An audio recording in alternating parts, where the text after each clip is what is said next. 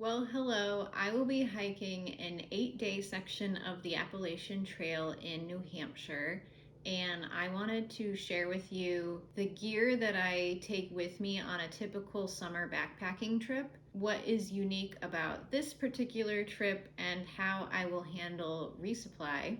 I have pretty consistently been hiking with a base weight of below 10 pounds, which is considered ultralight. When you keep the weight that you're carrying low, it minimizes your risk of injury because you are putting less strain on your muscles and your feet, and it also allows you to go faster and not be as tired at the end of the day. So, a little bit about me and why I chose to do this particular trip. I am based in New Hampshire, and I'm making it a goal of mine to hike through every New England state. In 2021, I hiked the Long Trail in Vermont, and then in 2022, I thru hiked the New England Trail, which goes through Massachusetts and Connecticut. I have since been working on New Hampshire, and I have hiked up to the base of Moose Mountain in Hanover through a series of day hikes and backpacking trips. And I have a playlist to show you some of that progress that I've made so far. So I'll link that in the description if you're interested in following along my journey. So my next goal is to hike the Appalachian Trail from Moose Mountain up to Crawford Notch. And once I get to Crawford Notch, that's where the Co-host Trail picks up. So I will do that trail at a later date.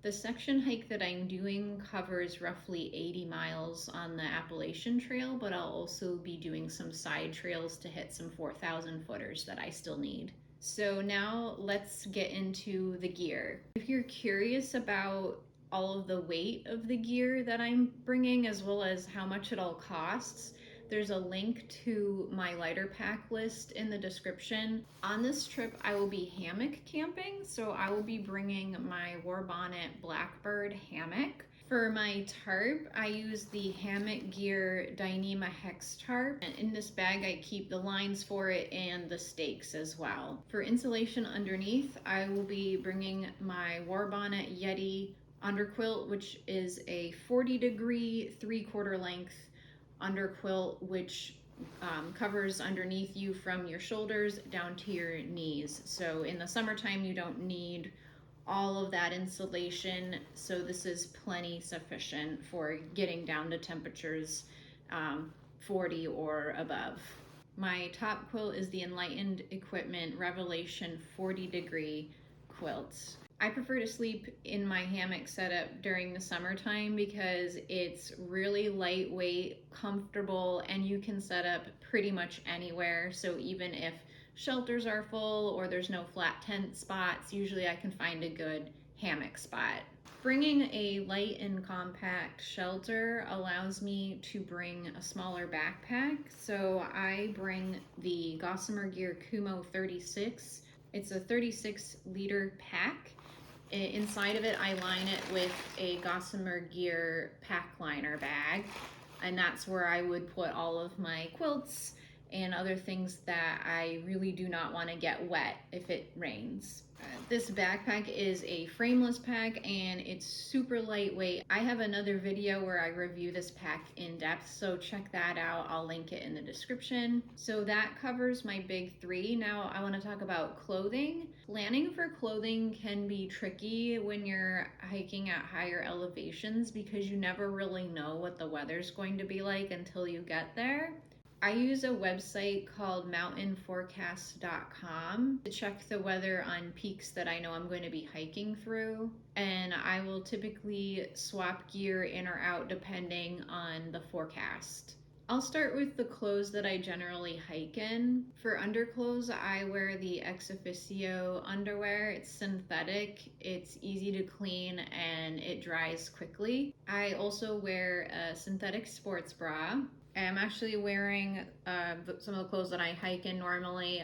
This is a Columbia River Chill tank top, and this is a Columbia PFG button-up shirt. Both of these items dry fast and they're lightweight, This shirt is great if I'm hiking in slightly cooler temperatures, but it's also great for sun protection and bug protection. I treat all of my outer clothes with permethrin, and it usually does pretty well at repelling a lot of the bugs. For hiking shorts, these are just a pair of running shorts that I got for cheap. This is a Pony brand. I also wear a pair of Outdoor Research sun gloves, which are great for preventing sunburn on your hands, and they don't make my hands too hot even when I'm hiking in 80 degrees.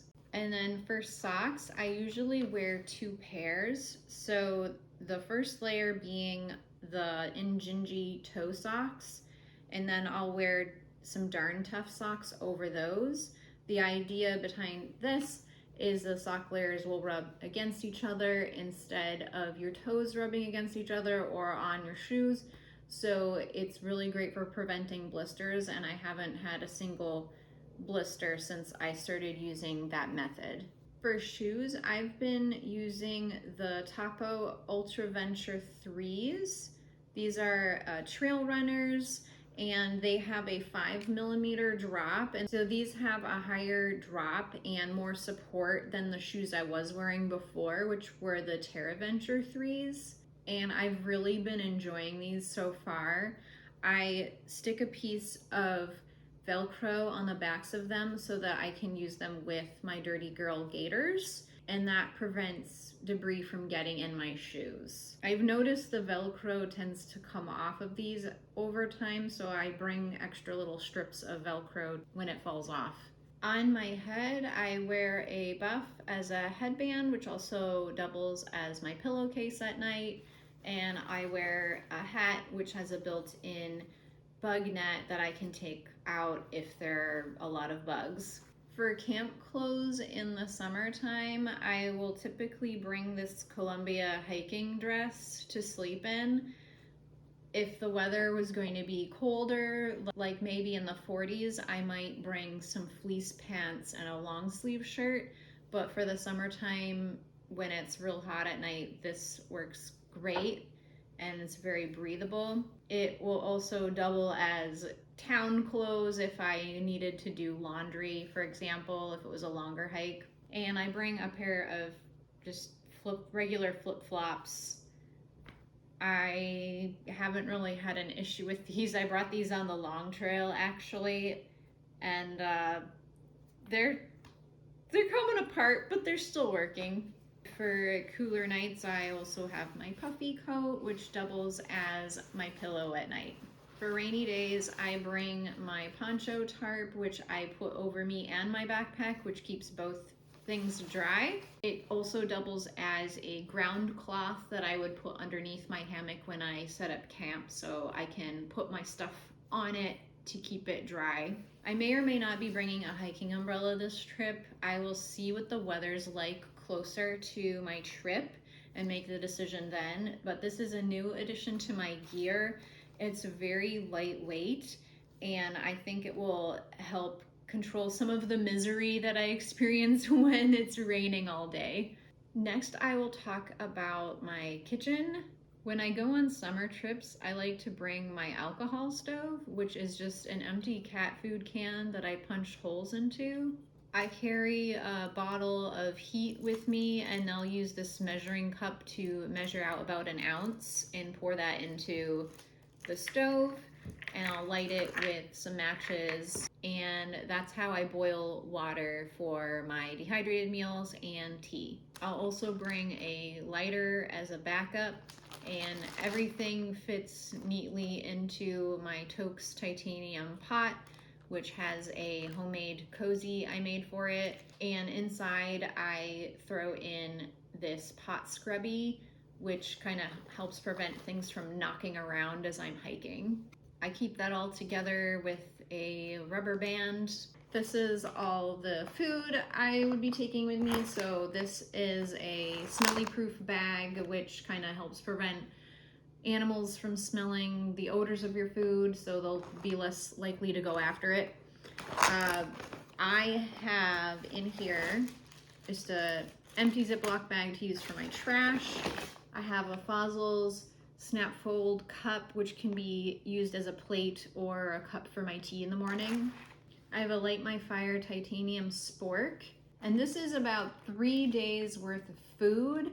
So in here I have 3 dinners, 3 breakfasts, and 3 lunches, as well as all of my snacks and all of my drink mixes for 3 days. Now for breakfast, I'm planning to do some oatmeal with peanut butter powder in it. I have 2 different kinds of tea, and as a second option that I will kind of alternate, I will be doing my vanilla chai. So that is a chai tea mix mixed with vanilla breakfast essentials. For lunch, I'll have either tuna, chicken salad, or buffalo chicken, and I will be picking up some tortillas closer to the date, which I will also stick in here.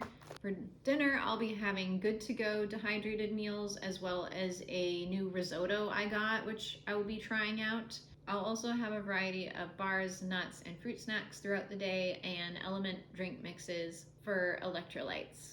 For health and hygiene, I have a very basic first aid kit, which includes Band-Aids, antiseptic wipes, triple antibiotic ointment, tweezers, Tylenol, and some water purification tablets to use as an emergency if my filter fails.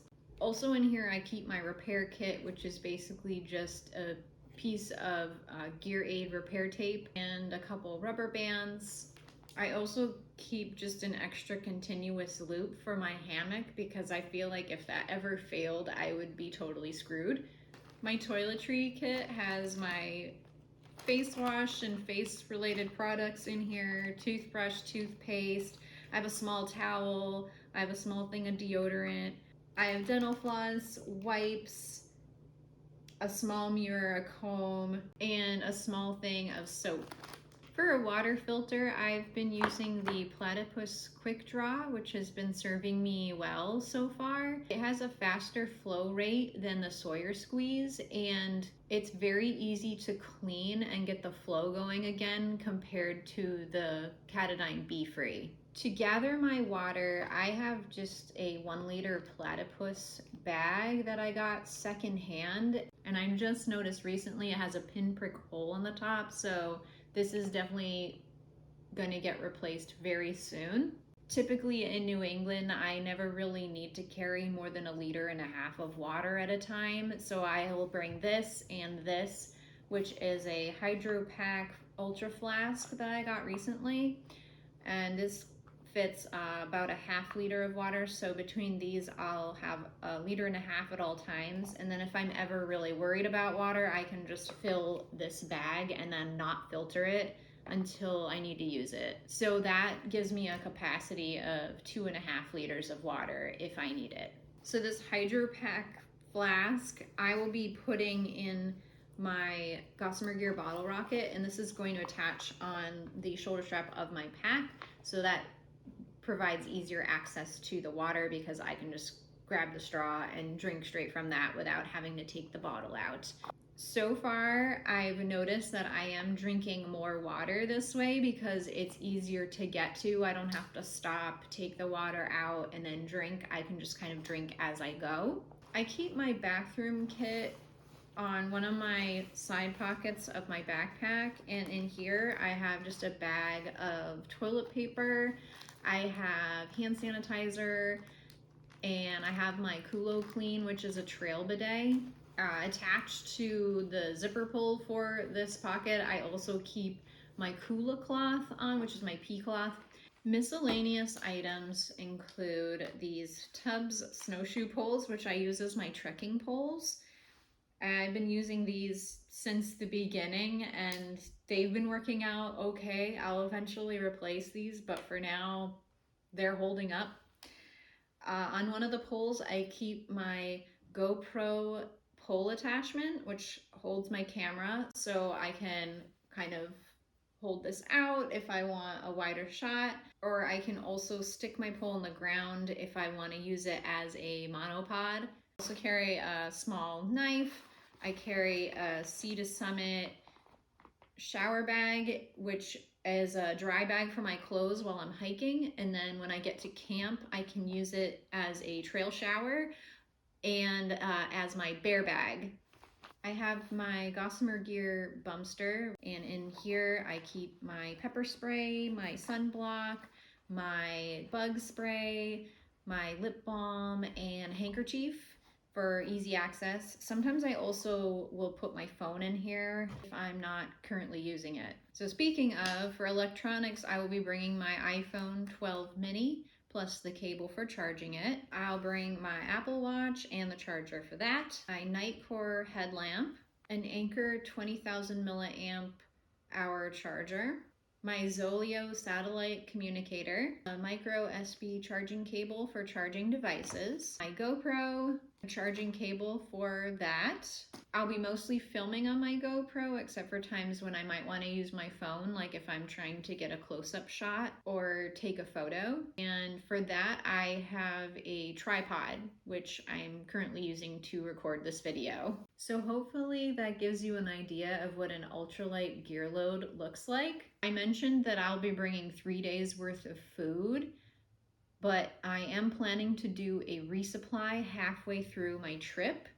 And for that, I will be dropping a cache off for myself, and that will have food for the second half of my trip, as well as a spare charger in case I don't end up staying anywhere where I can recharge my devices. I was just going to plan ahead and drop myself off a cache so that I could just concentrate on hiking and not really detract from the experience by having to go into town to keep going. The thing that could change some of the gear that I bring is going to be depending on the weather.